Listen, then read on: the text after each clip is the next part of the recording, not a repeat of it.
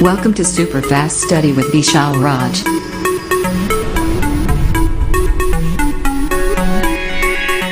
Hello दोस्तों, की हाल चाल सब बढ़िया। आप सभी का स्वागत है आपको अपने YouTube channel super fast study with Vishal. दोस्तों आज हम आपको लेकर आए नए क्लास जहां पर बात करेंगे महत्वपूर्ण टॉपिक की। तो फटाफट सभी लोग क्लास में आ जाइए, तो क्लास को स्टार्ट किया जाए। और सभी को good evening all of you. जल्दी करिए, सभी लोग क्लास में आ जाइए और अपने सभी दोस्तों को ज़रूर शेयर कर दो ताकि सभी लोग क्लास जुड़ जाएँ। और मैं जो आज पढ़ाने चल रहा हूँ टॉपिक वो आपके एग्ज़ाम के लिए बहुत ज़्यादा इंपॉर्टेंट एंड एग्ज़ाम में आएगा, ध्यान कराने बाद। तो फटाफट सभी लोग क्लास में आ जाइए, जल्दी करिए।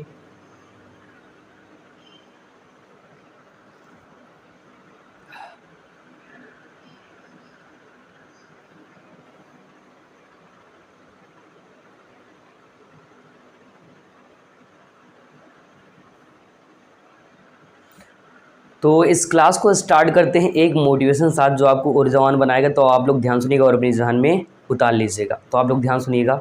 कभी अकेला चलना पड़े तो डरिए मत। कभी अकेला चलना पड़े तो डरिए मत, क्योंकि शमशान, शिखर और सिंहासन पर इंसान अकेला ही जाता है। ध्यान रखना फिर से, क्योंकि इंसान कहाँ पर, शमशान में, शिखर में और सिंहासन पर अकेला ही जाता है। इसलिए कभी भी अकेले चलने पर तो डरिए मत, बिल्कुल मत डरिए आप लोग। तो इसी मोटिवेशन क्लास को स्टार्ट करते हैं और सभी लोग क्लास में आ जाइए और सभी गुड इवनिंग। एंड जो है आज हम लोग पढ़ने वाले हैं बहुत ही बढ़िया टॉपिक। जैसा कि आपको पता है कि लगातार डेली क्लास चल रहा है आपका फिजिक्स क्लास 12th का, और उसमें मैं बहुत सारा टॉपिक पढ़ा रखा हूँ इंपॉर्टेंट। और एग्जाम में आपका 5 नंबर का, 2 नंबर का, 3 नंबर का ऐसा क्वेश्चन बनेगा। तो आज हम लोग पढ़ने वाले हैं फिजिक्स में, ध्यान रखना आज नया टॉपिक पढ़ने वाले हैं। तो करते क्या हैं, तो उस टॉपिक का जो है नाम लिख देते हैं, ठीक है। पहले तो हम लोग फिजिक्स पढ़ रहे हैं, यहाँ लिख देते हैं फिजिक्स, ठीक है, फिजिक्स। अब क्या करते हैं, हेडिंग का नाम लिख देते हैं। तो आप लोग हेडिंग बना लो। आज जो पढ़ने वाले हैं उस हेडिंग का नाम है विद्युत फ्लक्स। क्या पढ़ेंगे, पहले लेसन का ही है एनसीईआरटी के अकॉर्डिंग। तो हेडिंग क्या है, विद्युत फ्लक्स, ठीक है, विद्युत फ्लक्स। इंग्लिश लिख लो इलेक्ट्रिक फ्लक्स, इलेक्ट्रिक फ्लक्स, ठीक है। ये आपका हेडिंग है, हेडिंग बना लीजिए विद्युत फ्लक्स। अब देखो, अगर आप लोग इसके पहले का टॉपिक पढ़े हो तो इसमें कोई दिक्कत आपको होने वाला नहीं है, बहुत ही आसान है। ध्यान रखना है आपको, क्योंकि इसका जो परिभाषा है वो बहुत आसान है और आप बहुत बढ़िया से समझ पाओगे, ठीक है। तो आप ये हेडिंग बनाइए विद्युत फ्लक्स, इलेक्ट्रिक फ्लक्स, हेडिंग कर लीजिए। फिर इसको समझाया जाए क्या है, ठीक है। हेडिंग हो गया है।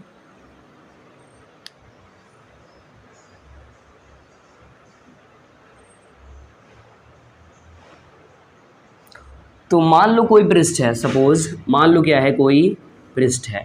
मान लो हमने यहाँ बना लिया कि कोई जो है पृष्ठ है, ठीक है। ये मान लो कोई पृष्ठ है, ऐसे करके कुछ इस तरह से। अच्छा, आपको ज़रूरी नहीं कि आपको अगर मन करता सीधा बनाएंगे तो आप सीधा भी ऐसे करके बना सकते हैं, इसमें कोई दिक्कत होने वाला नहीं है, ठीक है। मान लो ये कोई पृष्ठ है, कोई सरफेस है, ठीक है। अभी नहीं सोचना आइसक्रीम वाला मलाई वाला दिया, ऐसा नहीं है, ठीक है। तो ये बस मान लो कि कोई सरफेस है, पृष्ठ है, और होता कि यहाँ से विद्युत बल रेखाएं ऐसे गुजर रही हैं। पढ़ाया था ना, विद्युत बल रेखाएं ऐसे गुजर रही हैं। कौन गुजर रहा है, विद्युत बल रेखाएं, ठीक है।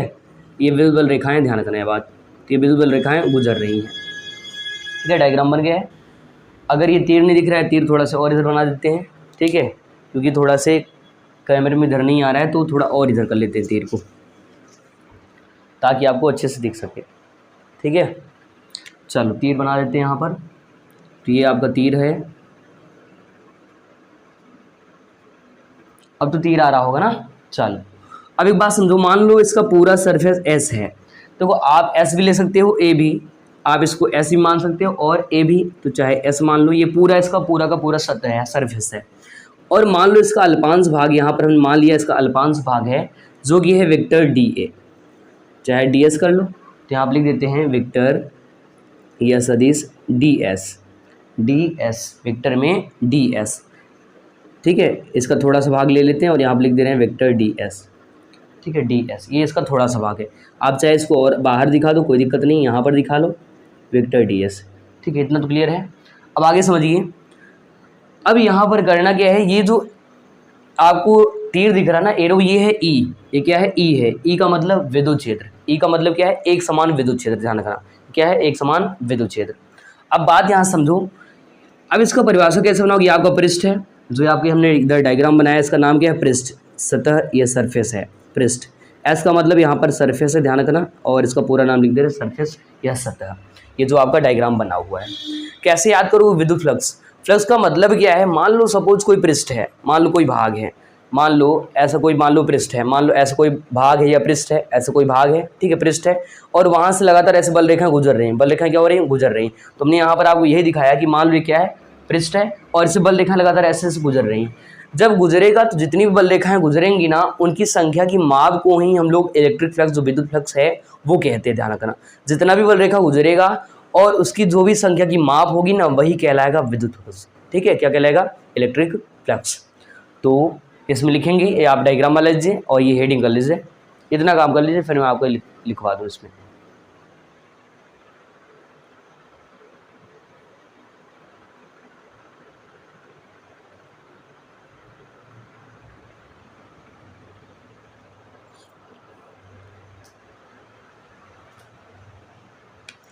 ठीक है, ये डायग्राम बना लो और साथ में ये हेडिंग कर लो, इलेक्ट्रिक फ्लक्स, विद्युत फ्लक्स। अब यहाँ पे लिखेंगे क्या, कहेंगे विद्युत क्षेत्र में स्थित, क्या कहेंगे, विद्युत क्षेत्र में स्थित, विद्युत क्षेत्र में स्थित,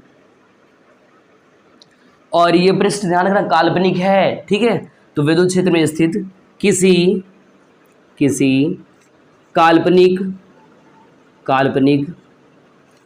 पृष्ठ से गुजरने वाली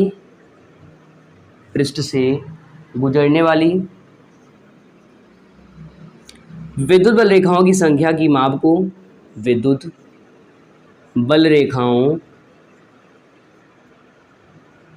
की संख्या की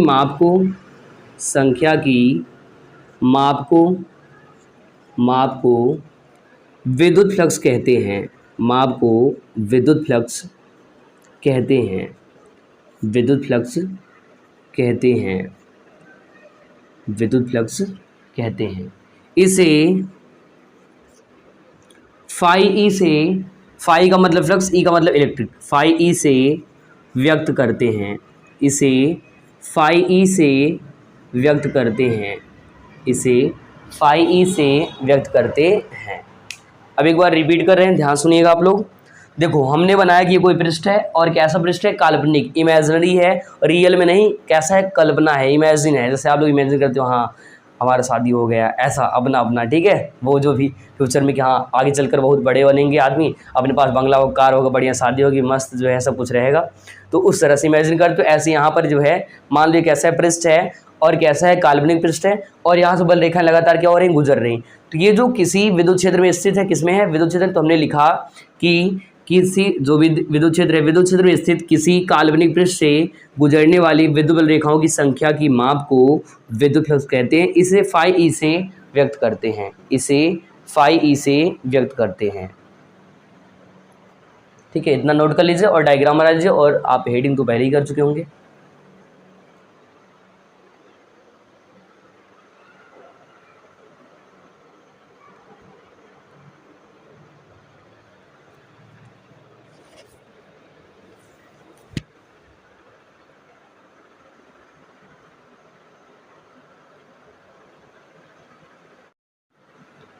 तो आप लोग जो है जल्दी से ये डायग्राम पूरा बना लीजिए, अच्छे से बढ़िया से ये डायग्राम खींच लो, और डायग्राम करने के बाद क्या करना है, ये आपको पूरा का पूरा हिंदी नोट कर लेना है। बाकी मैं एक बार और रिपीट करूँगा, फिर मैं आगे इसके बारे में और बताऊँगा डिटेल से, ठीक है, ध्यान रखना आप लोग, इतनी बात ध्यान रखना, इसके आगे भी और बताने वाले हैं, ये बात ध्यान रखें आप लोग।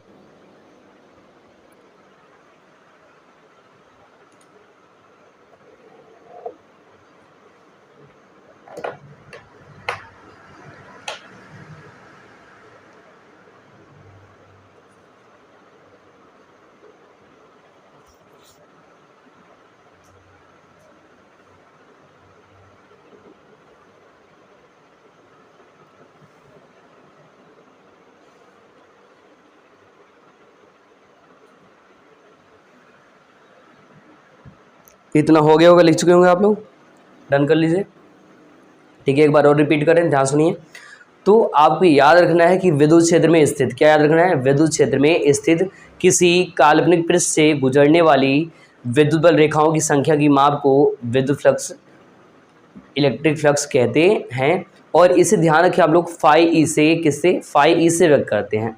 ठीक है, ये आपका काल्पनिक पृष्ठ है और इधर आपका जो है एस सरफेस है। यहाँ पर हमने पृष्ठ लिख रखा है, इसका पूरा हिंदी में नाम, और साथ ही हमने ये बताया ये डी एस आपका इसका थोड़ा सा भाग है, और ये ई जो है, ई है विद्युत क्षेत्र। ये जो बल रेखाएं ये क्या है, ई है, जिसको विद्युत क्षेत्र कहते हैं। तो एक बार रिपीट करें, देख लीजिए, विद्युत क्षेत्र में स्थित किसी काल्पनिक पृष्ठ से गुजरने वाली विद्युत बल रेखाओं की संख्या की माप को विद्युत फ्लक्स कहते हैं। इसे फाई ई से व्यक्त करते हैं। तो इतना हो गया होगा। चलो इसको हटाते हैं अब हिंदी जो है हटा देते हैं, फिर आगे इसका फॉर्मूला बताते हैं।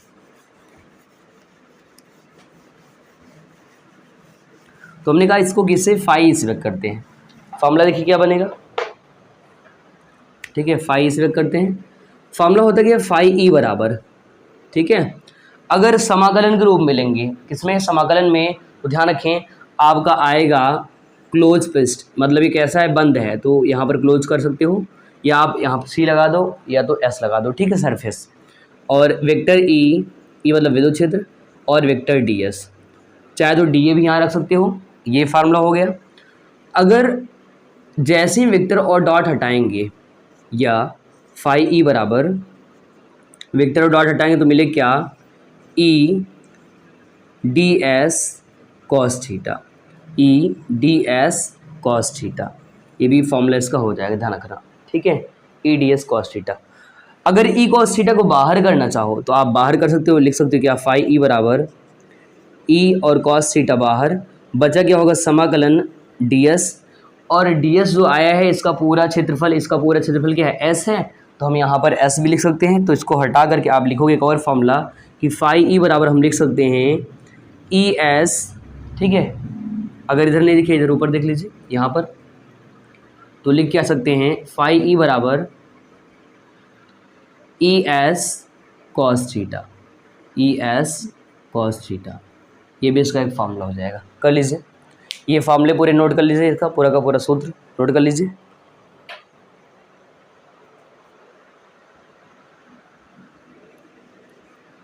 और याद रहे यहाँ पर जो डी एस है इसका पूरा समाकलन करने पर एस आया है। इसका मतलब जैसे मान लो कोई कमरा है, उसका थोड़ा सा भाग का मान पता हो, पूरे का निकालना है, तो पूरा का जो वैल्यू होगा एस, वो हमने पूरा रख दिया, थोड़ा सा भाग क्या था, डी एस था, तो डी एस समाकलन क्या है, एस है, इसलिए यहाँ से जो हमने डी एस है इसका समाकलन किया तो यहाँ पर क्या मिला, एस मिल गया, तो ई और फिर एस कॉस थीटा, पूरा का पूरा मान आ गया। कर लीजिए, इतना इतना नोट कर लीजिए। और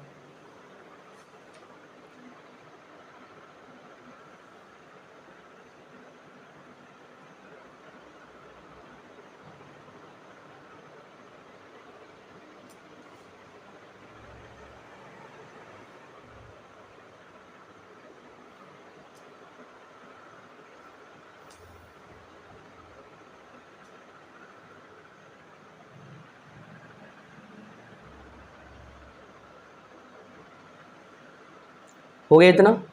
तो अगर एग्जाम में आता है आपको लिखना क्या है, परिभाषा लिखना है उसका, साथ ही फॉर्मूला लिखना है, और जो पूछा वो बताना है। तो एक साल एग्जाम ये वाला क्वेश्चन पूछा 3 नंबर का, और कहा था क्या पता है, कहा था विद्युत फ्लक्स क्या है, धनात्मक और ऋणात्मक फ्लक्स का अर्थ बताइए। तो मैं आपको वो भी बता देता हूँ इसी में। ठीक है, अब इसको हटा दें, फॉर्मूला हो गया होगा, इतना नोट कर चुके होंगे।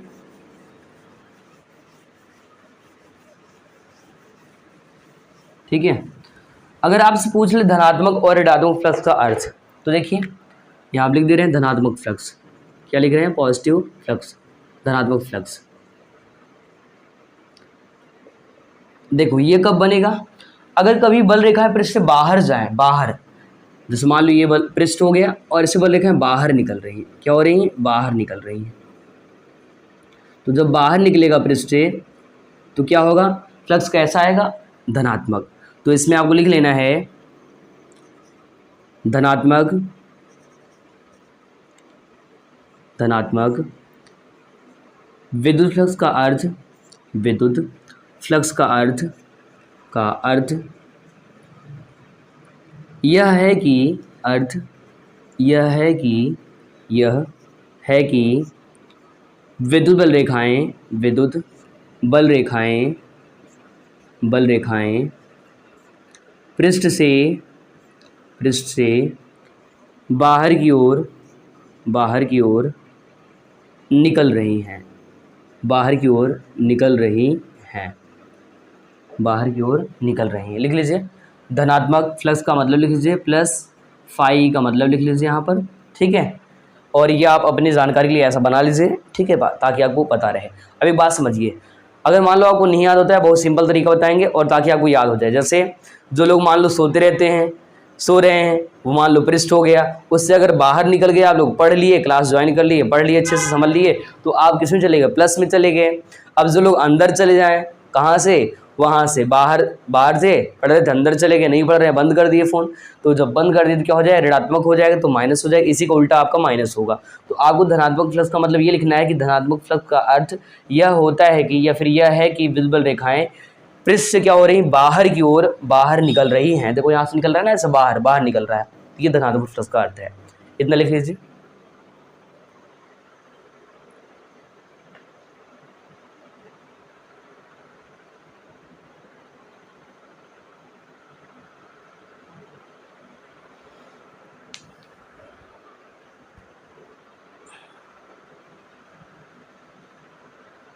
बाकी वाला डायग्राम पहले ही हटा देना चाहिए था, तो अभी हटा देते, कोई दिक्कत नहीं है, ठीक है, इसको हटा देते हैं।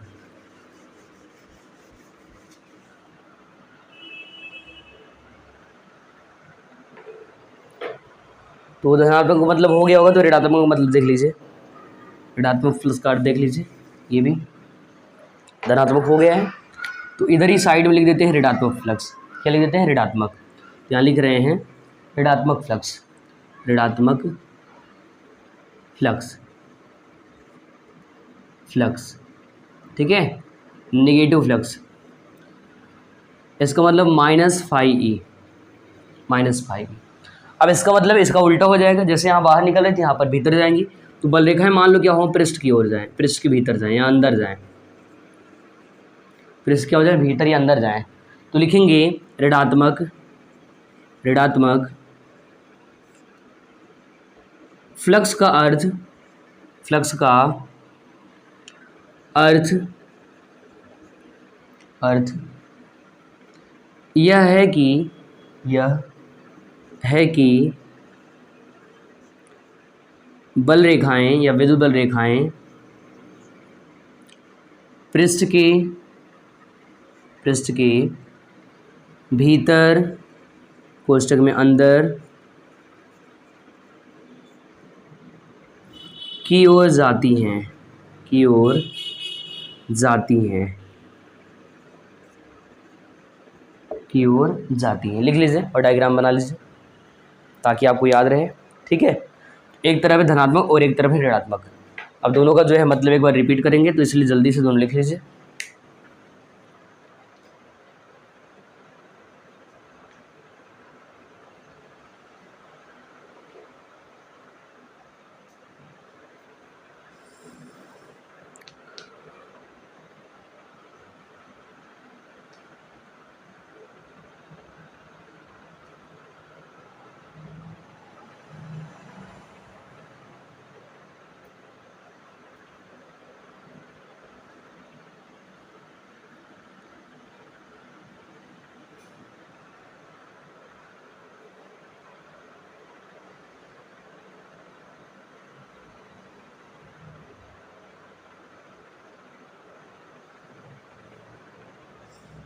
चलिए हो गया।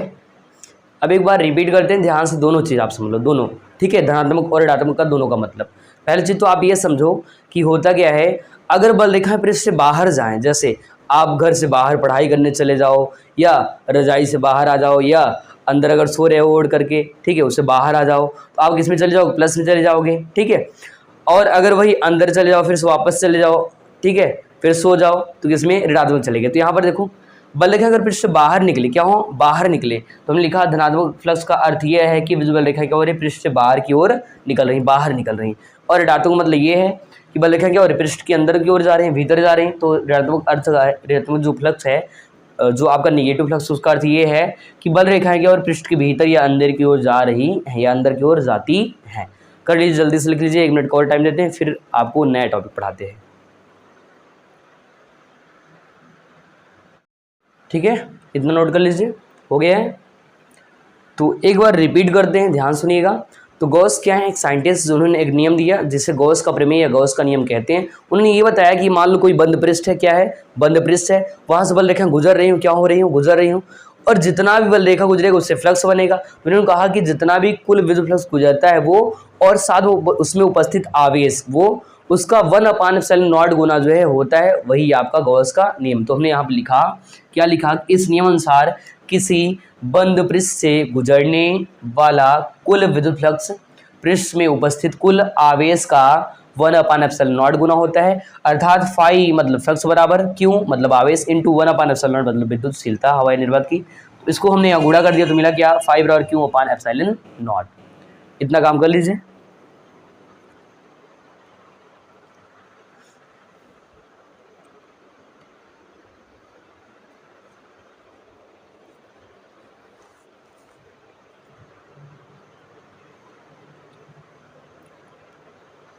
चलिए अब इसको हटा देते हैं।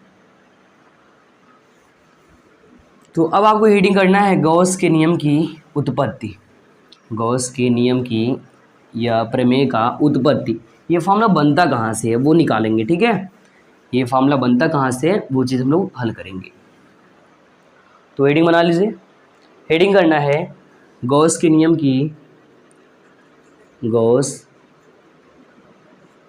के नियम की या प्रमेय की उत्पत्ति।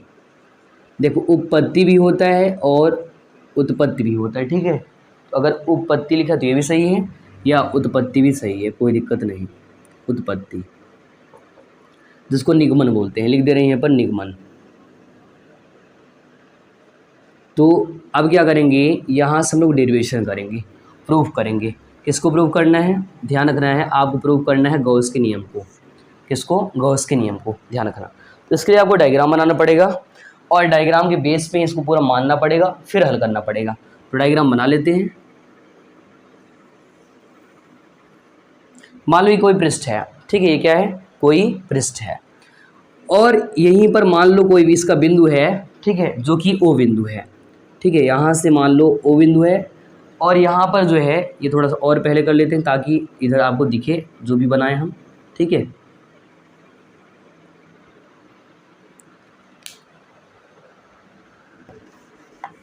थोड़ा सा डायग्राम इधर बनाते हैं।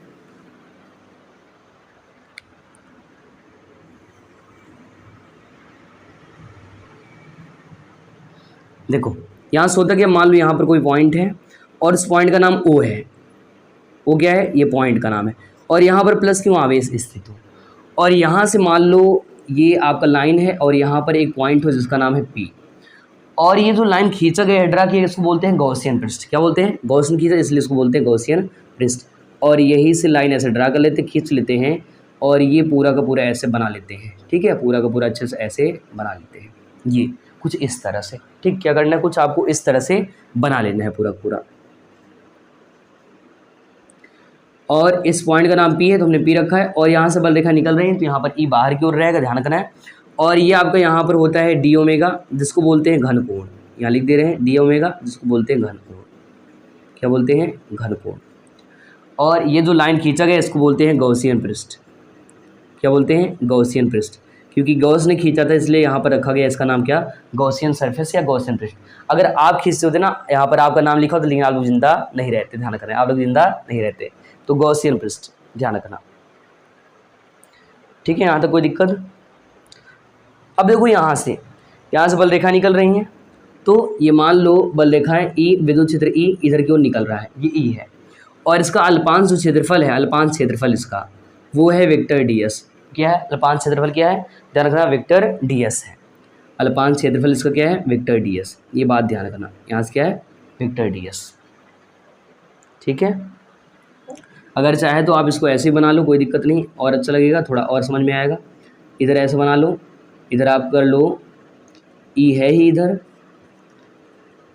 और इसको बना दो वेक्टर डी एस, इसको बना दो वेक्टर डी एस, चाहे डी ए बनाओ चाहे डी एस, और ये बना दो थीटा कोण पर ऐड है, ठीक है। यहाँ तो कोई दिक्कत नहीं होना चाहिए।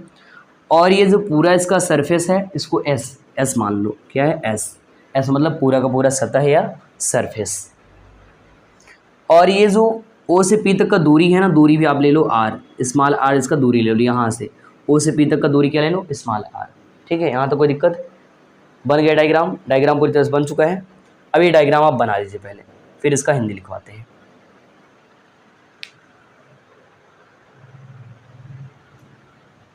डायग्राम पूरा बना लो, फिर इसका हिंदी लिखवाते हैं।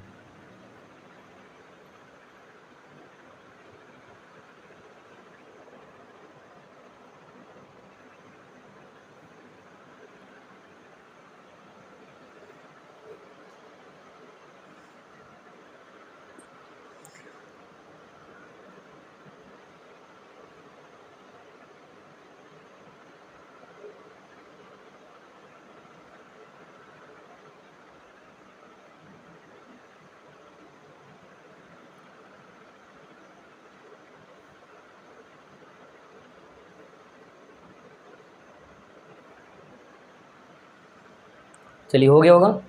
इसका हिंदी लिखते हैं, हिंदी अब इसका लिखिए। ठीक है, लिखते हैं हिंदी। तो हिंदी क्या लिखेंगे? माना एक बिंदु O है जिस पर प्लस क्यू आवेश स्थित है, O से r दूरी पर एक बिंदु P स्थित है जिससे गुजरता हुआ एक गॉसियन पृष्ठ या काल्पनिक गॉसियन पृष्ठ, ये काल्पनिक है ध्यान रखना, गॉसियन पृष्ठ खींचते हैं। अब होता कि यहाँ से जो बिंदु यहाँ पर इसका अल्पांश क्षेत्रफल वेक्टर आपका ds है और विद्युत क्षेत्र वेक्टर E है। तो लिखेंगे माना एक बिंदु O है जिस पर प्लस क्यू आवेश स्थित है।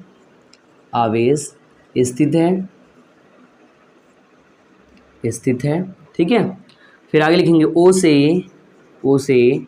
r दूरी पर, छोटका वाले r स्मॉल r दूरी पर एक बिंदु P स्थित है। ठीक है, जिससे, किससे मतलब P से, जिससे गुजरता हुआ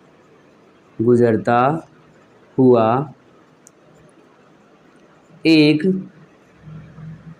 काल्पनिक गॉसियन पृष्ठ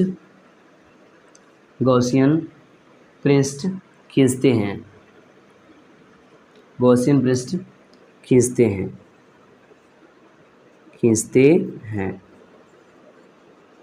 इतना नोट कर लीजिए, खींचते हैं, यहाँ तक लिख लीजिए।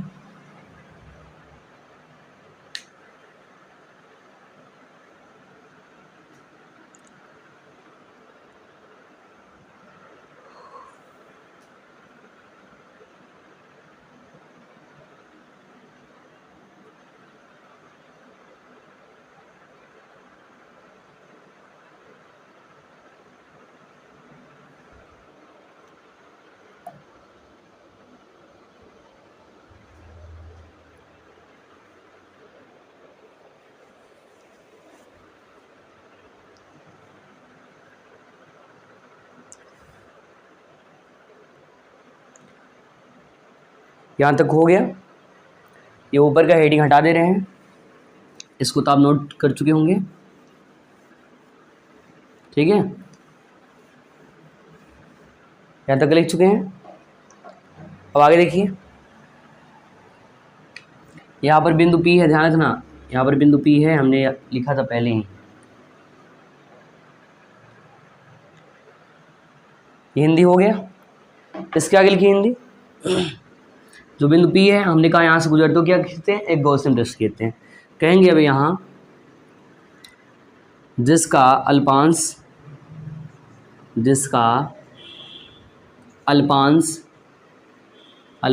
मतलब थोड़ा सा, क्षेत्रफल वेक्टर ds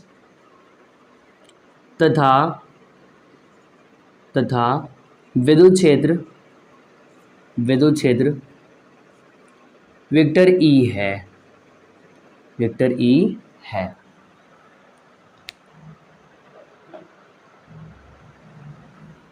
ठीक है, यहाँ तक हिंदी लिख लो, इसको हटा दे रहे हैं। यहाँ तक करने के बाद आप करना क्या है, लिखना है प्लस क्यू आवेश के कारण आवेश या बिंदुवत आवेश के कारण उत्पन्न विद्युत क्षेत्र की तीव्रता, विद्युत क्षेत्र की तीव्रता, विद्युत क्षेत्र की तीव्रता। अब याद करो, हमने आज से कई हजार साल पहले पढ़ाया था बिंदुवत आवेश के कारण विद्युत क्षेत्र की तीव्रता। जिससे होता क्या आता है, फॉर्मूला को मिला था E बराबर 1/4 पाई एप्सिलॉन नॉट क्यू अपान में R स्क्वायर। इसको बना लो समीकरण 1, इसको कर लो समीकरण 1।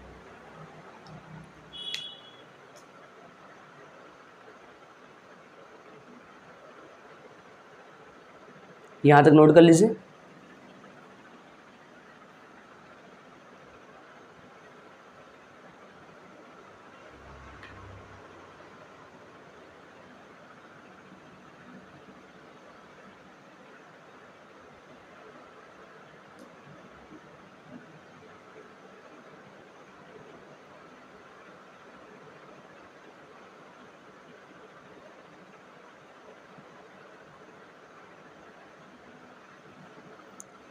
हो गया, यहाँ तक नोट कर लिए।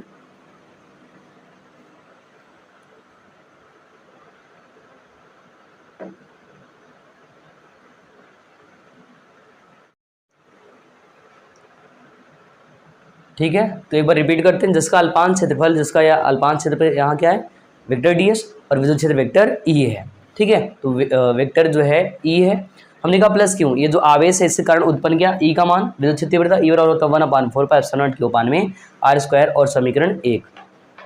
अब लिखेंगे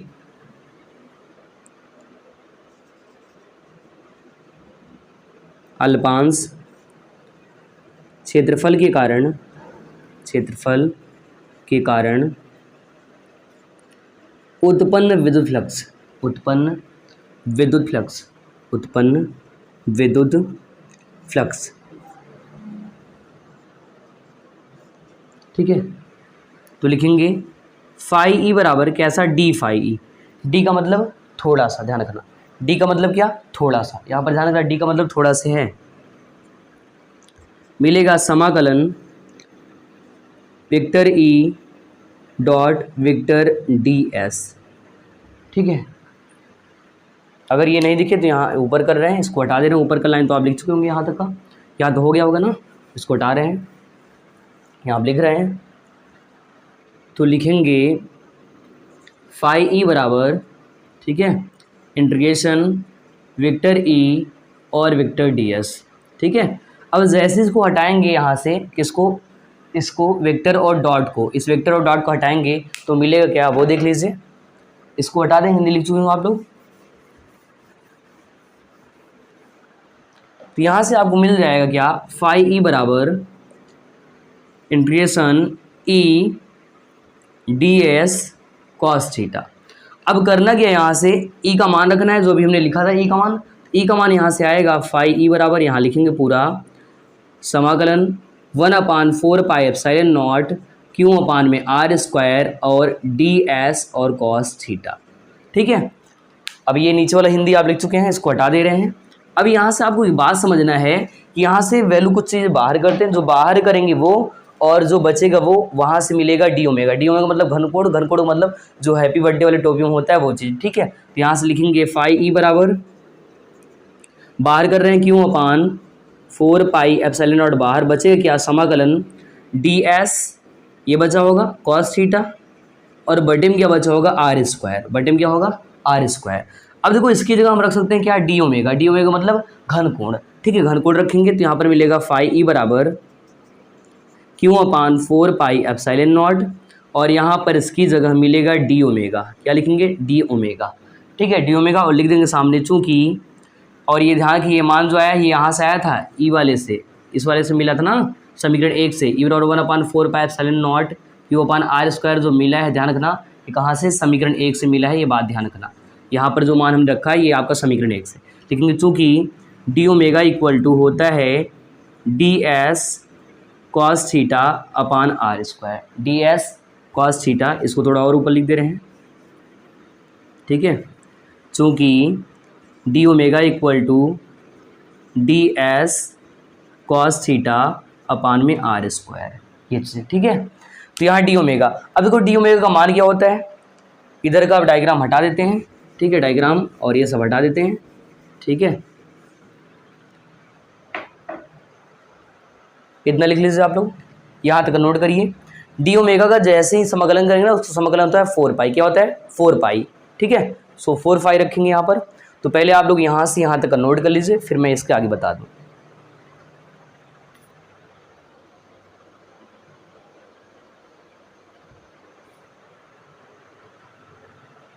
जल्दी से लिख लीजिए, एक बार यहाँ से रिपीट करें। 5 और vector E dot D S, इसको और इसको हटाया तो यहाँ पर डी एस कॉस थीटा मिल गया। अब ई का मान आया था ये मान, तो ये मान हमने यहाँ पर रख दिया ई की जगह, तो 1/4 क्यू अपन हमारे square d s cos theta.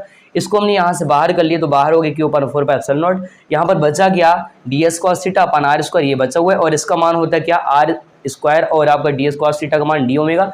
D omega कहते हैं घन कोण, आप यहाँ पर लिख सकते हो घन कोण। क्या लिख सकते हो, घन कोण, ध्यान रखना, क्या लिख सकते हैं, घन कोण। चलिए ऊपर का लाइन हटा देते हैं, ये वाला हटा देते हैं, इतना लिख चुके होंगे। अब इसका जैसे ही समाकलन करेंगे ना डी ओमेगा का, तो जो हैप्पी बर्थडे वाला टोपी है तो उसका डी ओमेगा होता है, बनता है कोण, और उसका मान होता है 4 पाई। तो रखेंगे फाई ई बराबर Q upon 4 pi epsilon not, ठीक है, और इंटू इसका मान इंटू 4 पाई। कहाँ से आया 4 पाई, तो लिखेंगे चूंकि जो समाकलन डी ओमेगा है इसका समाकलन होता है 4 पाई। कितना होता है, 4 पाई। तो 4 पाई से 4 पाई कहानी खत्म, मिलेगा क्या, फाई ई बराबर मिल जाएगा क्यू अपान एप्सिलॉन नॉट। इतना हो गया होगा नीचे वाला, ये तो आप लिख चुके होंगे ना, ये वाला लाइन हटा देते हैं। तो लिखेंगे यही गॉस का नियम है या प्रमेय है, यही गॉस का नियम है, ठीक है, नियम है या प्रमेय है। कर लीजिए इतना नोट कर लीजिए पूरा। अब ये आपका जो डेरिवेशन है ये कंप्लीट हुआ, यही क्या है, गॉस का नियम है या प्रमेय है।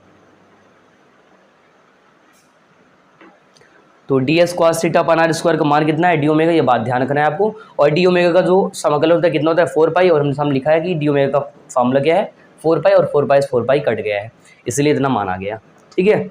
इधर की हटा देते हैं, और जितना बचा है इसको नोट कर लो, आप लोग नोट कर लीजिए कि 5 और Q upon 4 pi epsilon not, 4 पाई से 4 पाई कट गया, बचा कि क्यू अपान एप्सिलॉन नॉट, जो कि गॉस के नियम में हमने फॉर्मूला बताया था, वही फॉर्मूला यहाँ पर आपको मिल गया है।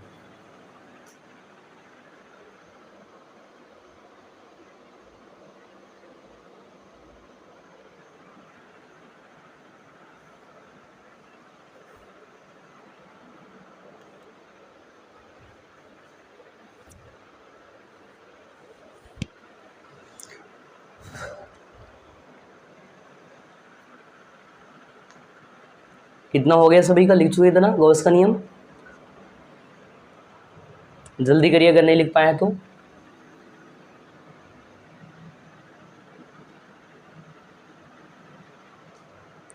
तो दोस्तों आज हमने आपको बहुत सारा टॉपिक पढ़ाया है, जिसमें हमने सीखा है फ्लक्स और साथ में गॉस का नियम, और उसका कैसे निगमन करते हैं वो भी हमने एकदम सरल तरीके से समझा दिया डायग्राम के साथ, ठीक है। तो ये आपका मिलता है क्या, डी ओमेगा का जो समाकलन होता है 4 पाई से 4 पाई कटता है, और मिलता है क्यू अपान एप्सिलॉन, यही क्या, गॉस का नियम। एग्जाम में ये 5 नंबर का आता है, साथ में क्या है, गॉस का नियम क्या है, इसका निगमन भी कीजिए, उस कंडीशन में 5 नंबर का एग्जाम के लिए आएगा, ये बात ध्यान रखना है आपको, ठीक है। बाकी जो ये था हमने पूरा पढ़ा दिया है, तो आज हम लोग यहीं तक पढ़ने वाले हैं। आप लोग खुश रहिए, मस्त रहिए, मेहनत करिए, पढ़ाई करिए, और अगर आप लोग चैनल पर पहली बार हैं तो चैनल को सब्सक्राइब कर लें और बेल आइकन प्रेस कर दें, जिससे जो भी हम नए क्लास या लाइव क्लास या वीडियो जो भी डालें आपको मिल जाए, जिससे आपका नॉलेज जो है लगातार बढ़े और आपके एग्जाम में बढ़िया से बढ़िया नंबर भी बने। बाकी जो है आप लोग अपना ध्यान रखिए, मस्त रहिए, मज़ा करिए, पढ़ाई करिए। सो सभी गुड नाइट, ठीक है। तब मिलते हैं अगले एपिसोड में, तब नमस्कार, जय हिंद।